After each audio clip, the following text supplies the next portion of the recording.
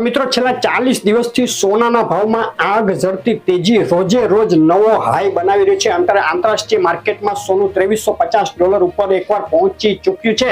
ભારતીય બજારમાં 72,000 ની ઉપર સોનાનો ભાવ નોંધાઈ ચૂક્યો છે। બિલવાળા સોનાનો ભાવ 74,000 ની નજીક। તો હવે આમાં આગળ શું થશે? સૌથી મોટો સવાલ પૂછાઈ રહ્યો છે કે સોનું સસ્તું થશે કે નહીં થશે, તો ક્યારે થશે, શું ફેક્ટર, શું પરિબળ અસર કરી રહ્યા છે? તો આ વિડીયોમાં આ સવાલોના જવાબ આપવાના છે। ખૂબ જ ટૂંકો વિડીયો। નવા મિત્રો હોય, પહેલી વાર જોતા હોય તેઓ ખાસ વિડીયો લાઈક કરી ચેનલ સબસ્ક્રાઇબ કરવાનું ભૂલશો નહીં। જૂના મિત્રોને ખ્યાલ છે આપણે પાછલા જે આપણે એનાલિસિસ આપ્યા છે તેમાં આપણે વારંવાર 60,000 થી 65,000 સુધી સોનાનો ભાવ જઈ રહ્યો હતો ત્યારે સોનું ખરીદી લેવાની સલાહો આપી હતી અને તે મુજબ ઘણા મિત્રોએ સોનું ત્યારે ખરીદી પણ લીધું હશે અને અત્યારે તેઓ ફાયદામાં પણ હશે। તો હવે નવો સવાલ એ થાય કે અત્યારે શું કરવું? તો સોનાના ભાવની જ વાત લઈ લે આપણે શરૂઆતમાં।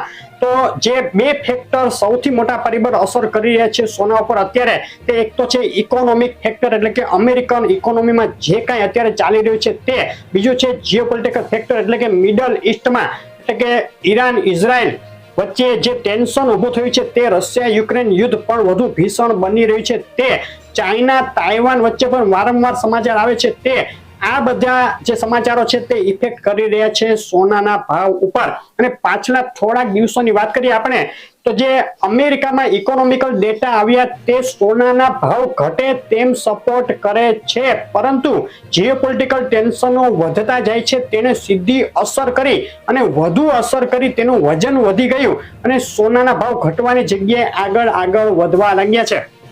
સવાલ થાય ઘણા મિત્રોને કે આવા જીઓપોલિટિકલ ટેન્શન એટલે ક્યાંક યુદ્ધ શરૂ થાય તો તેને સોનાને શું લાગે વળગે? તો ટૂંકમાં સમજાવી દઉં કે યુદ્ધ શરૂ થાય તો અત્યારે સ્થિતિઓ એવી છે કે ક્યાંય પણ યુદ્ધ થાય તેની અસર સમગ્ર દુનિયામાં થાય, સમગ્ર દુનિયાના વેપાર ધંધા ઉપર થાય।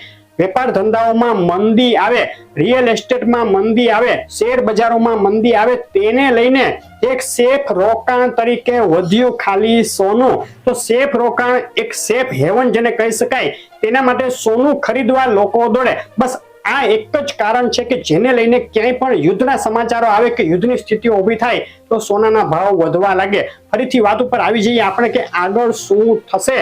તો મિત્રો અત્યારે બે મોટા ફેક્ટર, એક તો આપણે ઇકોનોમિક વાત લઈ લે પહેલા, તો જે ડેટા આવ્યા છે તે સોનાના ભાવને સપોર્ટ કરે છે। અત્યારે અમેરિકામાં ઇન્ફ્લેશન ડેટા એવા આવે છે કે જે એકદમથી ઇન્ફ્લેશન ઘટતી નથી તેવું ઇન્ડિકેટ કરી રહ્યા છે, તેને લઈને ફેડ જે જૂન મહિનામાં વ્યાજદર ઘટાડવાની વાત હતી તેનાથી હવે ફરી શકે। જૂન મહિનામાં વ્યાજદર ઘટાડવાની શક્યતાઓ ઘટતી જાય છે। વ્યાજદર હવે જુલાઈ અથવા સપ્ટેમ્બર મહિનામાં ઘટાડવાની ફેડ શરૂઆત કરી શકે। આવું કઈ થાય કે આવું ફાઇનલ થાય કે જૂન મહિનામાં વ્યાજદર નહીં જ ઘટે એટલે સોનાના ભાવમાં એક ડીપ, એક ઘટાડો શક્ય છે। તે સિવાય સોનું જે એક ધારું ભાગ્યું છે, એક ધારો $300 જેટલો ઉછાળો જે આવ્યો છે તેને લઈને હવે ઓવરબાઉટ પોઝિશનમાં છે, તેમાં હવે વેચવાલી આવી શકે, કરેક્શન આવી શકે।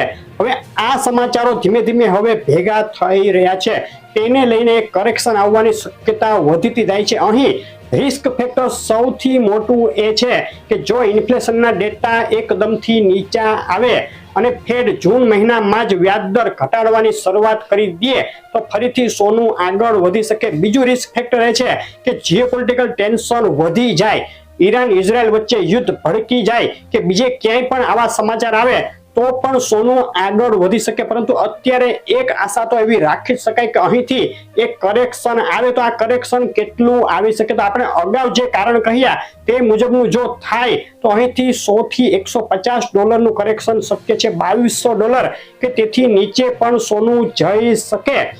અત્યારે શું કરવું? અત્યારે વેઇટ એન્ડ વોચ ની સ્થિતિ રાખી શકાય।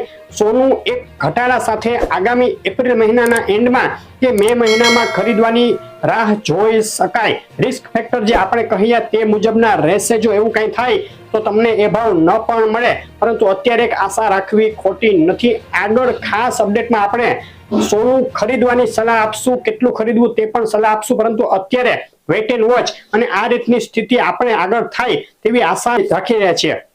તો આ અપડેટ કેવી લાગી ખાસ કે જો આગળ ખાસ અપડેટો રોજના લાઈવ ભાવ અને રોજ આપણે જે કઈ સ્થિતિઓ હોય છે તેની હિન્ટ આપતા હોય છે રોજના વિડીયોમાં, તે પણ જોવાનું ચૂકશો નહીં. વિડીયો કેવો લાગ્યો કોમેન્ટમાં ખાસ કહેજો. તમારા શહેરનું નામ અમારા રોજના લાઈવ ભાવના જે લિસ્ટ હોય છે તેમાં ઉમેરવું હોય તો કોમેન્ટમાં લખીને મોકલી આપો. અને આગળની અપડેટો જોવા માટે વિડીયો લાઈક શેર કરી ચેનલ સબસ્ક્રાઇબ કરવાનું ભૂલશો નહીં. આભાર.